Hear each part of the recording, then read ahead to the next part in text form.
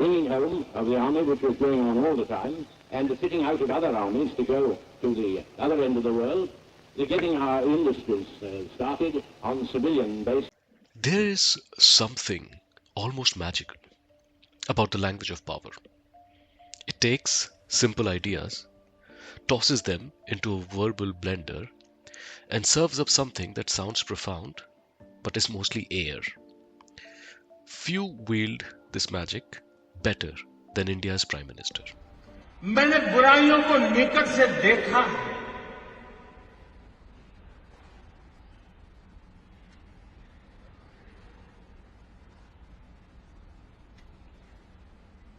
देशवासियों की तकलीफ समझता हूं, उनकी मुसीबत समझता हूं, लेकिन ये कष्ट सिर्फ 50 दिन के लिए है। 50 दिन के बाद हम सफाई में सफल हो गए, और एक बार सफाई हो जाती है ना, तो छोटा मोटा मच्छर भी नहीं आता है मेरे प्यारे भाई, छोटा मोटा मच्छर भी नहीं।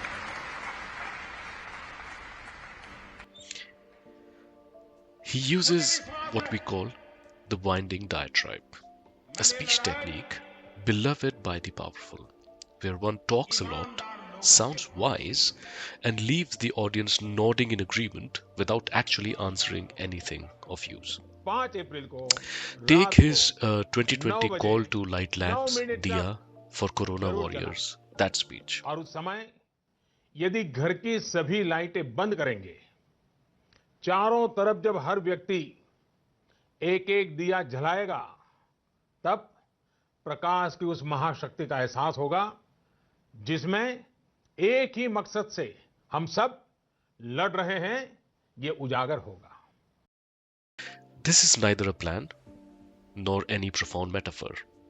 It is a performance of meaningless meaning, something that you might find deeply touching if you have the smarts of a 15-year-old. मित्रों, मुझे परमात्मा ने जब बनाया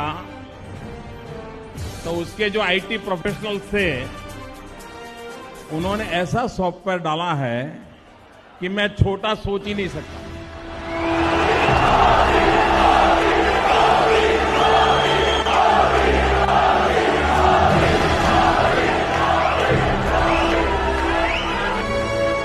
It is carefully crafted to stir emotions while dodging any specifics. Should we light a lamp or think about our healthcare system? Why settle for clarity when this poetry will do? Modi, of course, is not alone. In this art, spiritual entrepreneurs like Jaggi Vasudev and Deepak Chopra have built empires on grandiloquent vagueness, selling the illusion of wisdom wrapped in well-placed pauses and cosmic-sounding jargon. Naturally, the media and his loyal fan base still hail him as a great orator. But let's put that claim to test. मित्रों, मुझे परमात्मा ने जब बनाया तो उसके जो IT professionals थे, उन्होंने ऐसा सॉफ्टवेयर डाला है कि मैं छोटा सोच ही नहीं सकता।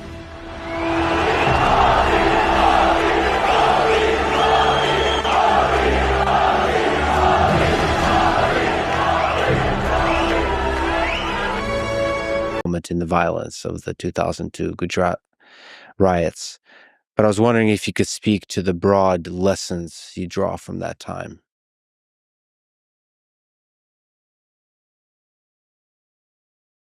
Thank you. Regarding the earlier events that you mentioned, like the 2002 riots in Gujarat, I'd like to paint you a clearer picture of the 12 to 15 months leading up to that, so you can fully understand the atmosphere of that time. For instance, take December 24, 1999, roughly 3 years earlier. An Indian flight from Kathmandu to Delhi was hijacked, redirected to Afghanistan, and landed in Kandahar. Hundreds of Indian passengers were held hostage.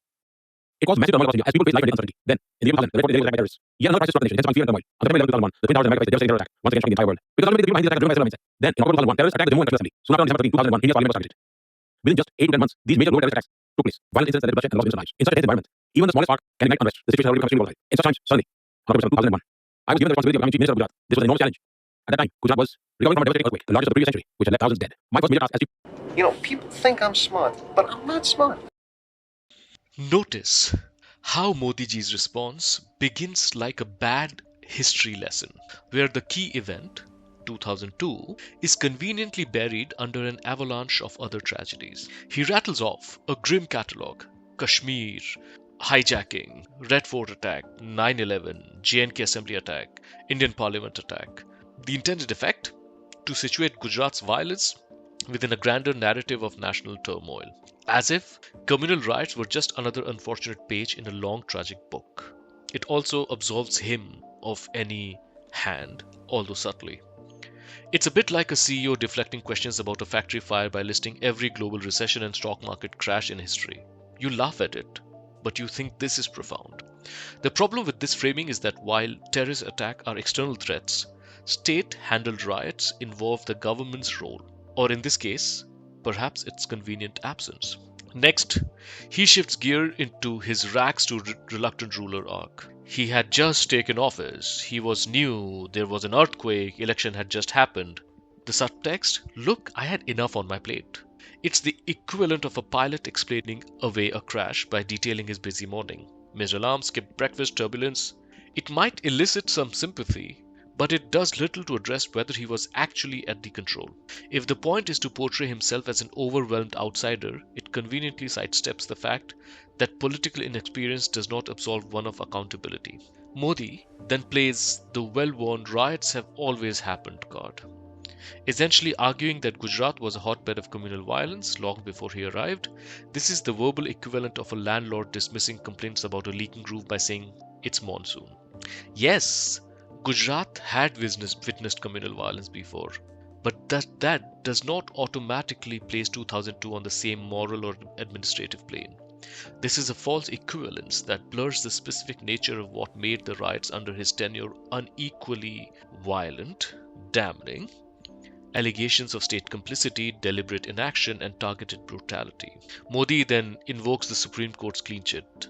It's his get out of jail free card, it's his supporters get out of jail free card, and I can go on and on about how the SIT was formed, who was in the SIT, how the SIT took cognizance of things.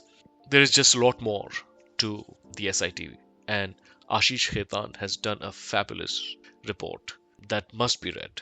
And if you reach out to me on messages, Twitter, or wherever, I will be more than happy to share it with you. But this is like a chef claiming the food is safe because the health inspector eventually signed off, ignoring the fact that the kitchen had already been hosed down.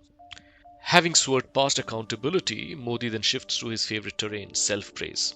Gujarat has been riot-free for 22 years, he declares, subtly recasting himself as the architect of peace rather than the man questioned for past bloodshed. This is classic rhetorical sleight of hand. Imagine a doctor who botched a surgery now boasting that none of his recent patients have died.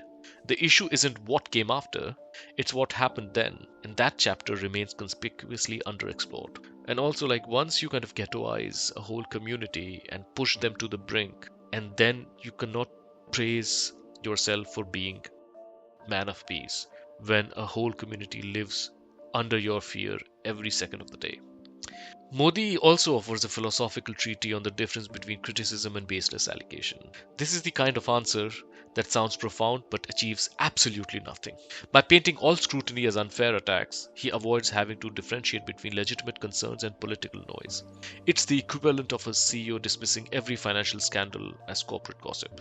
A leader with nothing to hide usually tackles the tough questions head on, not by engaging in semantic gymnastics. Just when you think he might be done, Modi drops one final rhetorical flourish, an analogy about journalists being either flies or bees.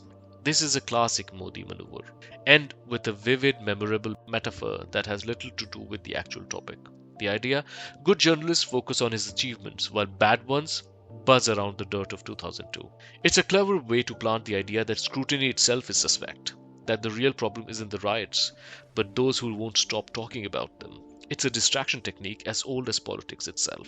When cornered, shift the blame to the messengers. He overwhelms you and Lex with unrelated tragedies to blur specific accountability. He recasts himself as a struggling leader rather than a responsible administrator. He deploys legal techniques to shut down moral scrutiny, swaps past failures for present success to shift the conversation, ends with an attention grabbing metaphor that leaves the audience thinking about media ethics rather than 2002. In the end, the answer is like an ornate but hollow palace. Grand in appearance, structurally unsound, the real question remains buried under layers of deflection. Not whether the riots happened, but what was or wasn't done to stop them. That's why I always welcome criticism openly. And whenever false accusations arise, I calmly continue serving my country with complete dedication. Yeah, I always welcome criticism openly. And whenever false accusations arise, I calmly continue serving my country with complete dedication. yeah.